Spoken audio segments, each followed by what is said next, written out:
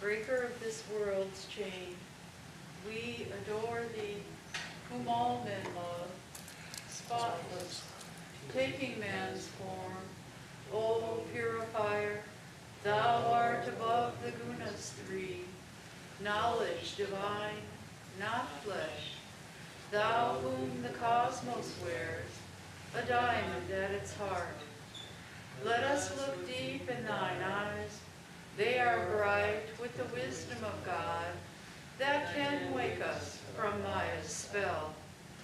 Let us hold fast to thy feet, treading the waves of the world to safety. O drunk with love, God-drunken lover, in thee all paths of all yogas meet. Lord of the worlds, thou art ours, who wert born a child of our time, easy of access to us. O merciful, if we take any hold upon God in our prayer, it is by thy grace alone, since all thine austerities were practiced for our sake. How great was thy sacrifice, freely choosing thy birth in this prison, our iron age, to unchain us and set us free. Perfect, whom lust could not taint, nor passion nor gold draw near. O Master of all who renounce, fill our hearts full of love for thee.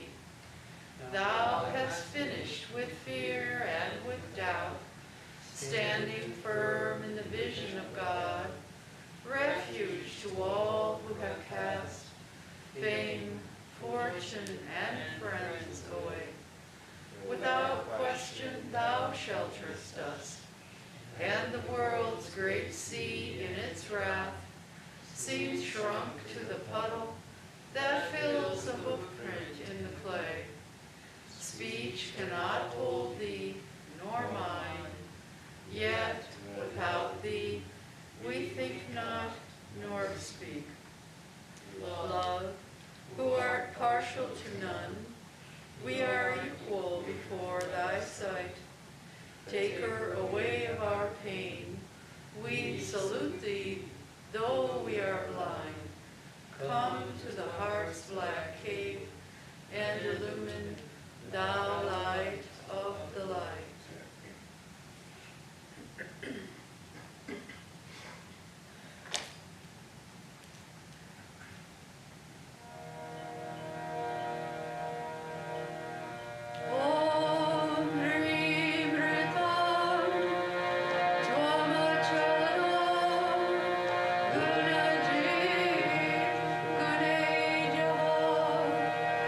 Noctam divam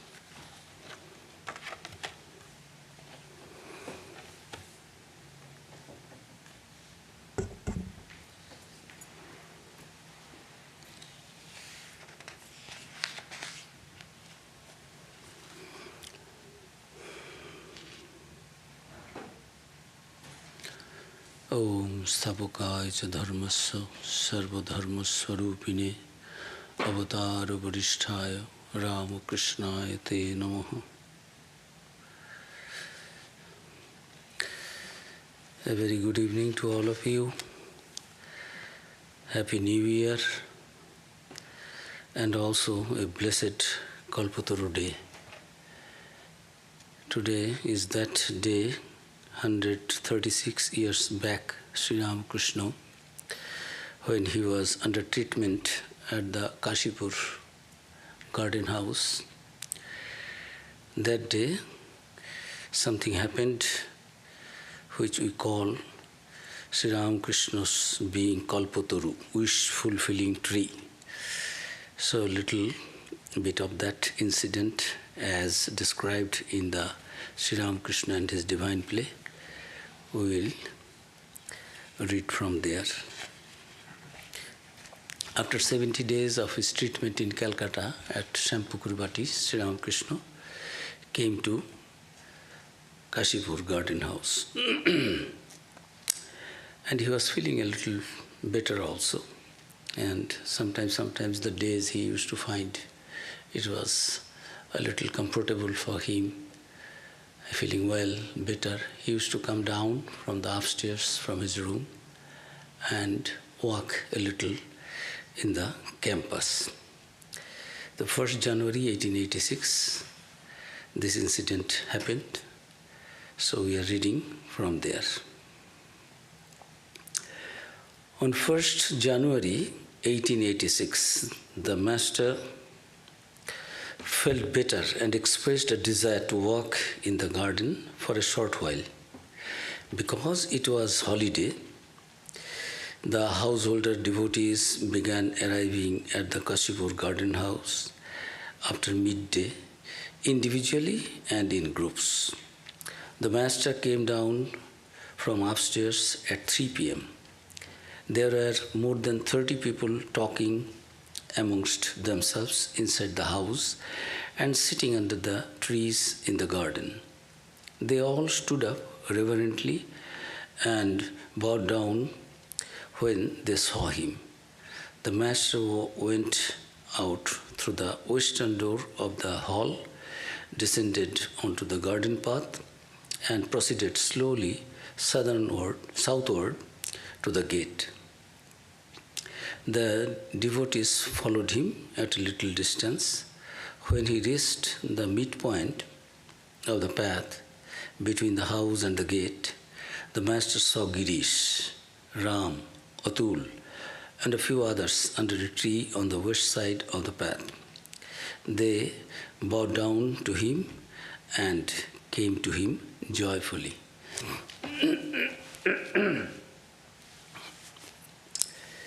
So, because it was a holiday and all the devotees were very concerned about Master's health condition, he was suffering from cancer, as we all know.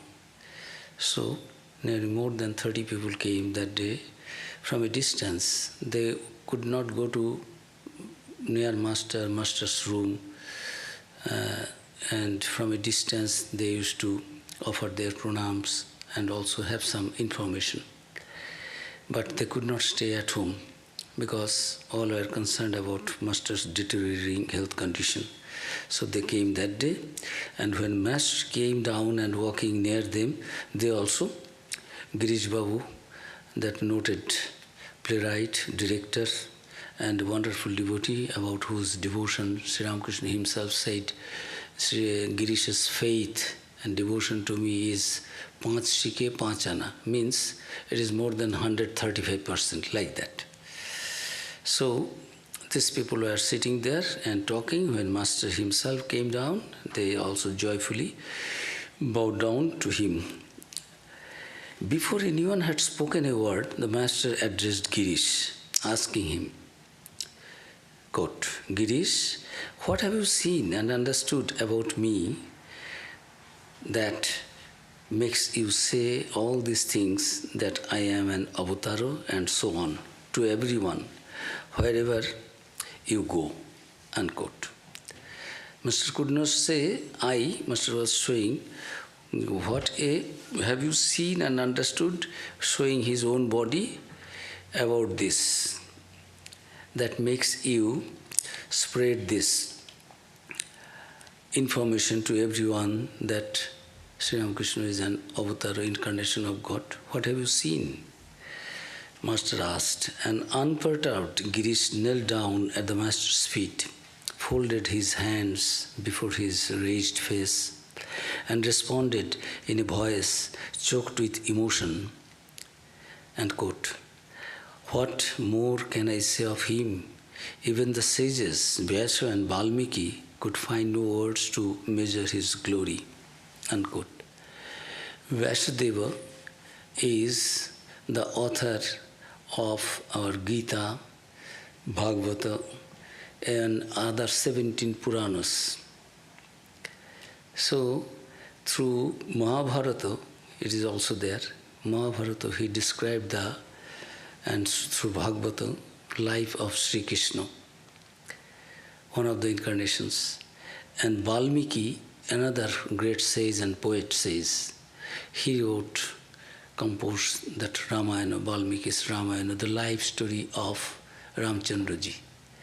But reading those books, people very little understand about God and God's divine play. They also said, we are trying to write something which actually beyond our understanding. Avang Manusya Gocharam, that idea has taken this form as Avatar, as Sri Krishna, as Ramchandra. So we are trying to describe a little bit of that. We could not understand too much.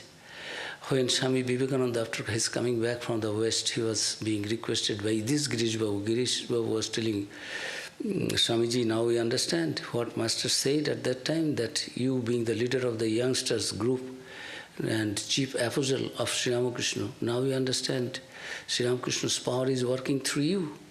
And you write a biography of Sri Ramakrishna so that people can know more about his teachings, his life.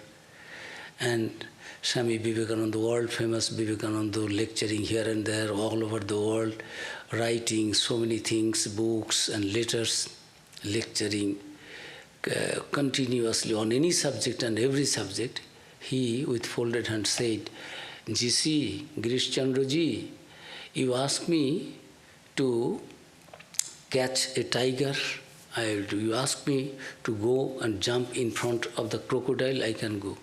But Sri Ramakrishna's life, I could not understand Sri Ramakrishna. So I will not try to have that venture in my life. If I try to write something, Shiv gorte giye baandar gore felbo. Instead of writing something good about Sri Ramakrishna, I will delineate his, because I am incapable, I am not capable, I am incompetent to write about that divine life and divine play. It is so sacred, so divine, beyond any understanding. I could not understand Sri Ramakrishna. If you force me and I write something, that will be, I am trying to make a statue of, murti of Shivji. Instead, I will make a monkey. It will be like that. I will not be able to delineate Sri Ramakrishna's life properly. Swami Vivekananda was telling. So, Girish Chandra Ghosh, long back, Sri Ramakrishna was alive at that time. He was telling what Vyasadeva could not express the divine play through his books, Mahabharata, Puranas, Bhagavata, Gita, and what Valmiki could not express properly. Their words failed. They said, we don't have adequate words to express that divine play. Even the sages Vyasa and Valmiki could find no words to measure his glory. So, who am I to say something about you, the incarnation, combination of both Rama and Krishna? They could not individually delineate, portray the real picture of their life and divine place. So with all humility, with choked voice, Girish Ghosh was telling that with all his devotional fervor. So, Girish's sincere faith expressed in those words so moved the master that he said to the devotees while looking at Girish, and I quote, "What more need I tell you?" Master's mind melted completely out of compassion and love and mercy. So he said, what more need I tell you? I bless you all. May you all be illumined, unquote. In Bengali he said, তোমাদের আর কি বলবো, আশীর্বাদ করি তোমাদের চৈতন্য হোক. What more can I say to you? I bless you all that you get spiritually illumined. The goal of human life you fulfill in this life. No more distance migration, coming and going, birth and death, samsara. No more suffering, all bliss, all joy. You know that. You know your real self and fulfill, achieve the goal of human life. So Sri Ramakrishna also, with full of emotion in a semi-ecstatic mood, he said, what more need I tell you? I bless you all. May you all be illumined. He became overwhelmed by love and compassion for his devotees and went into ecstasy after uttering those few words. That selfless and profound blessings touched the devotees deep within their hearts, and they became mad with joy. They forgot time and space. They forgot the master's illness. They forgot that they had vowed not to touch the master until his recovery. They themselves made meeting and said, doctor also said, master's health is very sensitive. It may something we may transmit to master, his ailing body. We will not go near, we will not make pranams. That day they forgot all and was coming, approaching Sri Ramakrishna to take his dust from his feet. So they forgot everything. That master's illness, forgot that they vowed not to touch the master until his recovery. They saw that a wondrous divine being had come down to them from heaven and was calling to them affectionately. They also felt that their suffering grieved him and that he was carrying in his heart an infinite pain and compassion for them and offering them shelter as selflessly as a loving mother. They became anxious to bow down to him and take the dust of his feet. Their cries of victory to Ramakrishna, Jai Ramakrishna, Jai Ramakrishna, they were chanting. So their cries of victory to Ramakrishna resounded in all directions as one by one they bowed down to him.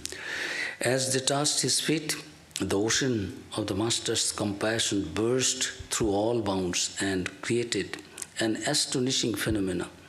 Almost every day in Dakshineshwar, we had seen the master become overwhelmed with compassion and grace and bless some devotees with his powerful divine touch. On this day, as he remained in a semi-ecstatic state, he began to touch each devotee present in a similar way, and their joy was boundless. The devotees understood that from this day on, the master would no longer conceal his divinity from them or from anyone else in the world. They had no doubt that from now on, all sinners and sufferers, despite their shortcomings, lack of spirituality and feelings of inadequacy, would find shelter at his blessed feet. Seeing the master in that unique and exalted state, some became speechless and could only watch him as if bewitched. Some called out loudly to everyone inside the house to come and be blessed by the master's grace.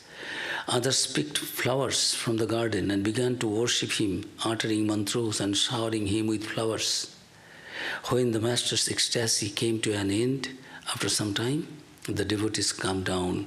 The master finished his work in the garden, then returned to the house and sat down in his room. So that day, through the divine touch, these devotees, nearly 30 devotees were there. Some of them have given their experiences, narrated that to the writer of this Sri Sri Ramakrishna Lila Prasanga in Bengali by Swami Sharadananda ji. They said, we have taken initiation, we know our Ishto. We used to do our japa meditation spiritual practices, but before that, we could not concentrate our mind properly. If we could see a little bit of the face of our chosen devotee, deity in our heart of hearts, we could not see the feet. If we were just viewing the feet in our meditation, and then we could not see the face of the Ishta Devata. So we used to do our japa meditation spiritual practices in a dissatisfied manner.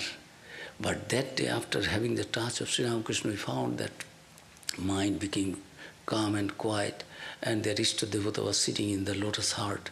And it was not only sitting, it was living, lively. It was not that something we were trying very hard to make it alive. It was not that. So it was as if the living presence of the chosen deity in their heart of hearts. So that was the experience of the people, devotees who were present there. And about this incident, some people said that it was Sri Ramakrishna's Kalpataru. The master became wish-fulfilling tree. Ramchandra and some other devotees have said on that day the master became the Kalpataru, the wish-fulfilling tree. But we think it is more reasonable to describe this event as a manifestation of the master's fearless divine nature, or to say that he revealed himself on that day, granting fearlessness to all. It is said that the Kalpataru gives people whatever they ask for, good or bad. But the master did not do that. By this event, he let it be known clearly that he was a God-man, and that he offered shelter from fear to all without discrimination. And that he offered shelter from fear to all without discrimination. So, Swami Saradarandaji, being a monastic disciple, said that we have seen other days also. So today, Swami Vedananda's subject was Sri Ramakrishna, the Nitya Kalpataru, eternal wish-fulfilling tree. Whoever with pure heart and faith and desire and right earnestness, right yearning, sincere love and devotion approached Sri Ramakrishna, never they remained unfulfilled. Their prayers are granted. So that day Sri Ramakrishna opened his heart completely to one and all. And before that also he said, when the last days will come, when I will think that it is better to give up the body, then I will declare who is there inside. So on that day, Sri Ramakrishna, through this incident, just made an imprint in our mind that Sri Ramakrishna is not an ordinary sadhaka or guru. He is that ultimate reality, having this human form in this new age, modern age as Ramakrishna, to deliver the whole world, the humanity. And each and everyone has their sinner or saints, sufferer, rich, poor, good, bad, fallen, or exalted characters, people, all have their place in Sri Ramakrishna's compassion. So that is what is said. Today is a wonderful day. Let us all remember Master's blessing for us. Master is Avataru. Never ever he said something that could not come true. Swami Vivekananda said, I tried many times to prove that whatever he was telling, all those are not correct. But finally I understood I could not prove that he was not right. He was always right.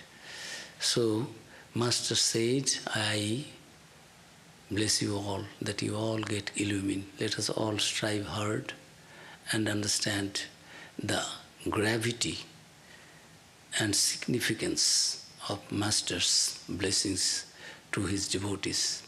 We should all feel blessed that Master blessed us in that way, with the highest boon, highest blessings one can give to anybody. The goal of human life is to realize the truth, and Master said, yes, I wish, I bless you all. What more? What else can I give you? You don't need to ask. These devotees were asking, give me something so that I get something spiritual experiences. Master said, yes, let me recover first. Yes, you have got many things, I will give you. No, you have said you have given Vaikuntanath, but I don't feel that I have got anything. So that day, Master touched, and always he was seeing Sri Ramakrishna in everything. That is the highest condition, seeing the presence of God in everywhere, in everything, in everyone. But one has to prepare for that, otherwise it is difficult to withstand. When Arjuna was shown the cosmic form by Sri Krishna, Arjuna was trembling and telling, oh, you conceal this divine form I cannot bear. You appear before me with your two hands as I have seen. Oh, Sri Krishna, I cannot bear. It is not that easy to always see God everywhere. We imagine in that way God is living, is that goal of human life. So for that we have to prepare. What is the preparation? Earnest devotion, sincerity, love for God, real feeling that really we feel that we cannot live without our beloved, our Master, which is the goal of our human life. So may we all pray to Sri Ramakrishna. Through his blessings we realize that blessings to be true in our lives, in this life itself. Om Shanti, Shanti, Shanti. Sri Ramakrishna Arpanamastu.